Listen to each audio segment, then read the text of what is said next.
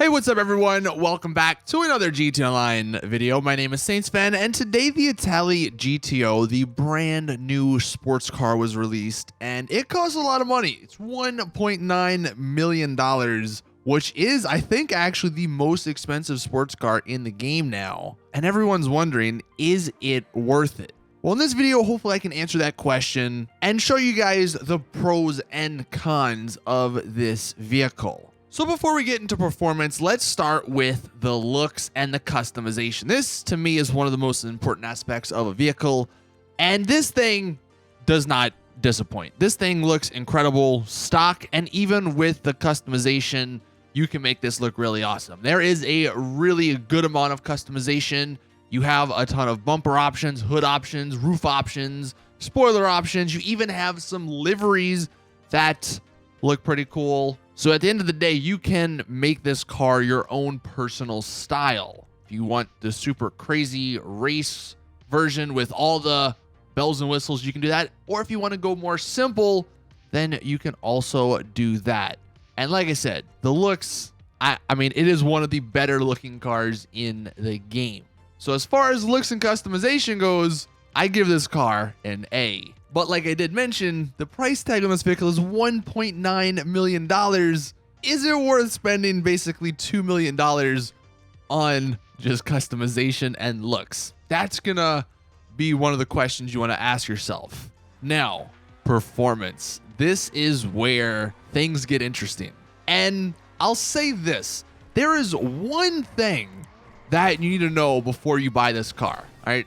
This one thing will determine if you love or hate it. And unfortunately, this happens on a few of the new vehicles, actually a decent amount of the new vehicles, because it's what Rockstar has coded into the game. I believe with the last update, or with like 2 updates ago, Rockstar put these new advanced flags on the vehicles they've released.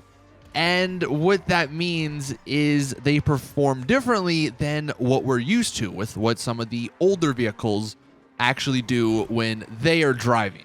And one of the biggest differences with these advanced flags is the suspension, is the amount of bumpiness, I guess you can call it, that a car has. And what you're seeing in this gameplay, now I'm just in single player, I turned all the cars off because obviously you get a better idea of what this thing drives around at if you're not hitting cars. But this thing jumps all over the place. You hit a tiny little bump, you go over a tiny little hill or ramp or something, and this car is bobbling, trying to spin out. And that's the one thing that you need to know about this vehicle. When it's not doing this, the handling I thought was pretty good. But the problem is there aren't too many roads that are just flat in this game. So unfortunately, when you're driving it around free roam and even like street races, you're gonna be bouncing it around a lot. And it is kind of hard to control that. I mean, the faster you go, the worse it gets. Now, some of the good aspects about this car, it is super fast. As far as top speed goes, this thing does rival the Pariah. Now you can see when I was just driving on the interstate, I believe the new car here, the Itali GTO, it hit about 130-ish when we were on the flatter part of the interstate. Once we got towards the end where the bumps started happening a little bit more, it does go a lot higher, that top speed. I think we might have hit 160 at a certain point, which is really, really fast in the game.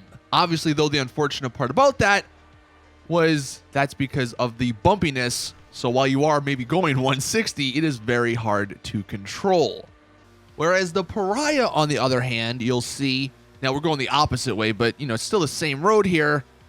We hit a top speed at about 135, 140, and that's kind of as far as we got. I think maybe one of the bumps, because this one still has like that suspension bug like some of the older cars do, where if you do hit certain bumps, you gain a little bit of increase in top speed, but it didn't go as high as that Itali GTO.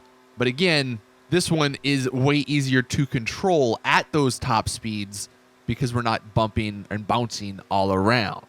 But comparing them, like I said, they're kind of equal. I mean, the Pariah has a higher top speed if you want to be able to easily control your car, where if you don't care about controlling your car, then that Itali GTO actually goes a little bit faster than the Pariah. Now, in stunt races, maybe where the roads are relatively flat, the Itali GTO may be a good option, but for sure in street races and stuff, the Pariah is still going to be one of the better sports cars, if not the best sports car to use. Now, as for just straight away testing, acceleration, and all that, you can see in this side-by-side comparison, the Itali GTO is on the left and the Pariah is on the right. Now, you can pay attention to the buildings on the left to see how fast these cars are moving. And the Itali GTO actually has better acceleration than that Pariah. And in the end, they're basically neck and neck in this short drag testing. The Pariah gets off to that slow start, but it eventually does catch up just on the flat ground here. It does get a little bit better top speed, but I think the trade-off is fair for this. The Itali GTO has the better acceleration, where the Pariah has the better top speed. I think overall, it's kind of a tough choice to make with the Itali GTO. If this vehicle was, let's say, $1 million, then it would be almost a must-buy, despite its handling, because the looks are great. It does have top speed, and maybe eventually you'll be able to, once you drive it enough, control it to an extent. But at 1.9 million, and you're going to be going over 2 million by the time you add all the upgrades and everything, I don't think it's that good of a deal. Now, if you wait a couple weeks when they have discounts, 25% off or 35% off, it'll be a great deal. But at the moment, I don't see it being that good of a deal, especially with some of the other cars coming out soon. But you guys in the comment section can let me know. It's a good car. I'm not going to say it's great because of those advanced flags. Like that's something, I don't know why Rockstar still has them, because I don't think anyone actually likes them. And it's not really fair since some of the older cars don't have them, yet these newer ones do. But it looks like Rockstar's not going to really change anything with that.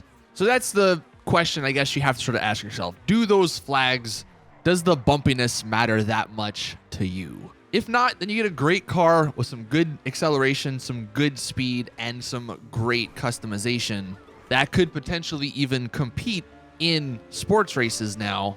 But if those flags do matter to you, then everything I just mentioned doesn't matter, and you can continue using the Pariah. But thank you all for watching. That's going to do it for this video. Please drop it a like if you did enjoy. Subscribe for more GT Online content. And as always, I will see you guys in the next one.